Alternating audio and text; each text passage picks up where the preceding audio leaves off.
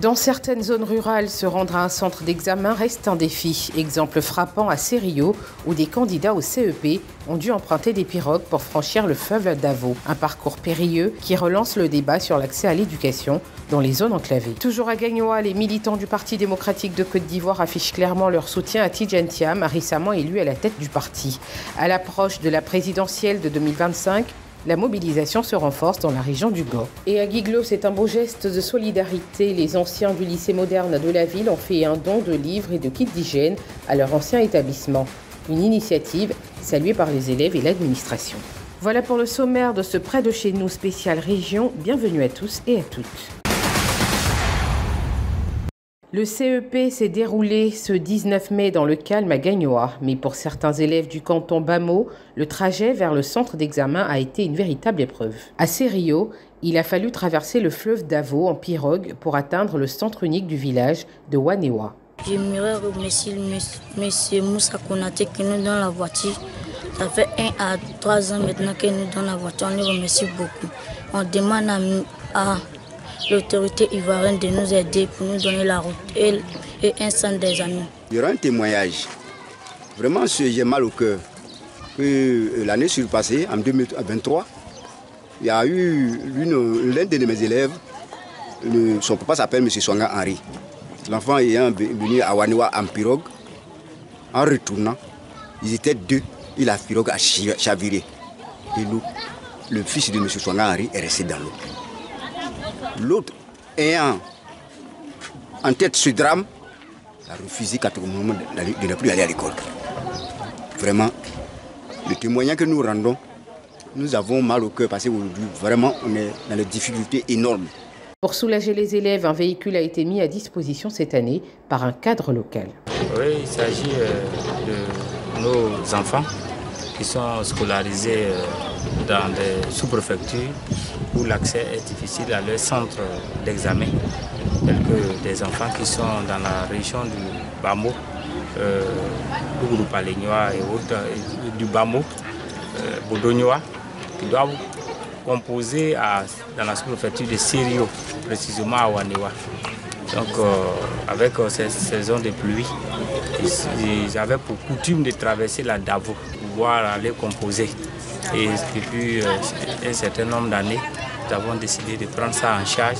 Des voix s'élèvent pour réclamer le bitumage de l'axe Serio-Wanewa afin d'éviter des drames comme ceux survenus dans le passé sur ce fleuve lent de 90 km.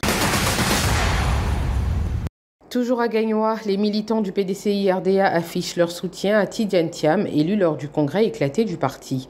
Ils affirment leur volonté de voir le PDCI reprendre le pouvoir en 2025. Le député maire de Oumé, Lagui Kwasi Joachim, a appelé à l'unité dans le Go pour garantir la victoire du parti. Nous remettons entre ses mains à nouveau le parti qui a fondé la Côte d'Ivoire moderne, le PDCI-RDA, pour qu'il puisse mener le combat pour lequel nous l'avons construit ce parti.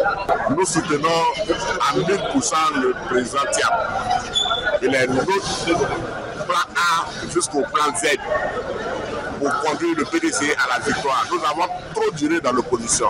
Concernant les divisions internes, il se veut rassurant. Le dialogue, selon lui, reste la clé pour ramener la stabilité. Au lycée moderne de Guiglo, l'amicale des anciens élèves a fait don de livres et de kits de propreté. Une action en soutien à la formation et au bien-être des élèves. Le message est simple. Si tu ne sais pas, si tu ne lis pas, tu ne peux pas être cultivé. Au niveau des poubelles aussi, c'est l'environnement. Il faut être propre. Si tu es sale, tu ne peux pas être en bonne santé. Donc on veut inculquer ces deux esprits à nos petits frères pour que vraiment ils puissent demeurer sains dans leur... Le proviseur et les élèves ont salué ce geste qui vient renforcer les moyens pédagogiques de l'établissement. Chef d'établissement du lycée moderne de Guiglo. Il faut dire que quand on a un établissement scolaire et quand on est le plus grand établissement scolaire d'une région et qu'on a plus de 5000 élèves, il est important, très important pour la bibliothèque de cet établissement de bénéficier de manuels. 5000 élèves, imaginez-vous, que 500 élèves ou bien 100 élèves se retrouvent dans la bibliothèque, c'est difficile. Nos défonciers, nos aînés, nos mamans, nos papas, anciens élèves de notre établissement pour cet important don de ce jour. Promettons donc de faire bon usage afin d'améliorer nos résultats scolaires. La cérémonie s'est achevée par une séance de dédicace d'ouvrages signés par d'anciens élèves devenus auteurs.